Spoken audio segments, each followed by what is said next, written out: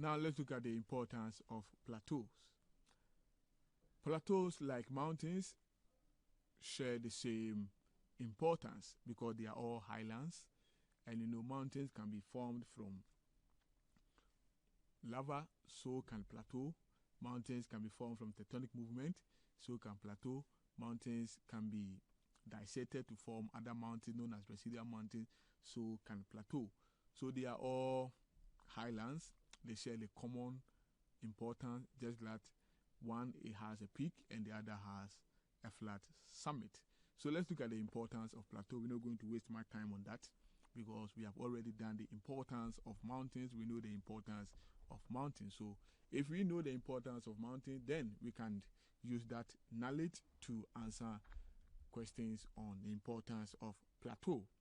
So we say that one importance of plateau is that it is a source of minerals like gold, diamond, bauxite, copper, aluminium, among others. Plateaus also serve as tourist attraction. People also visit those places to look at the scenery of the places. Example, people go to the Deccan Plateau in India. People visit the Drakensberg in South Africa, the Haruj El Aswad. People go there to look at how the plateau looks like. Some people go there to enjoy themselves and see how beautiful those kind of sceneries are. Then plateaus are also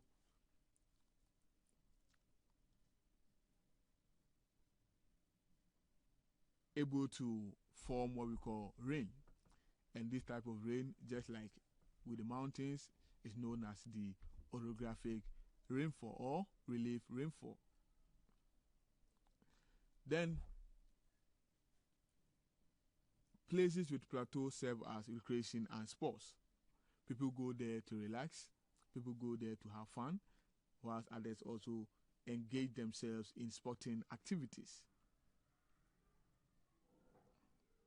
And the sporting activities, we have already mentioned some. Biking, some play football, some play skiing, among others. Then plateaus are also serve as a habitat for man. People sometimes live on plateaus because of the extensiveness of the surface. Now let's look at the disadvantages of plateaus. Plateaus, like mountains, also serve as barrier to communication, especially when the plateau is very high. It makes it very difficult for people to construct roads, airports, railways, telecommunication lines, among others. And sometimes it prevents habitation, even though some people settle around these areas. Sometimes if the plateau is very high or very steep and dangerous, it prevents people from settling around those places, thereby preventing habitation. Then areas with plateau cause what we call erosion and leaching. That is, if the plateau is very steep, there is a probability of having rampant erosion. And when erosion happens and the topsoil is washed away, then leaching is also very possible. That is when the nutrients are also drained out from the soil, making the soil very poor in terms of fertility.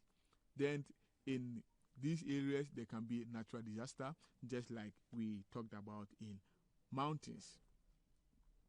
There can be a rockfall, landslide, there can be lava eruption, that is when the plateau is formed by lava.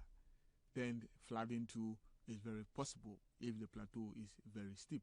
So these are some of the advantages and disadvantages of plateau. And now we know everything about plateaus. If you have any question, you can communicate to us. Until then, have a good time, enjoy yourself, and make sure you stay positive. Don't forget to also copy the notes of today's lesson. Thank you very much. Bye-bye.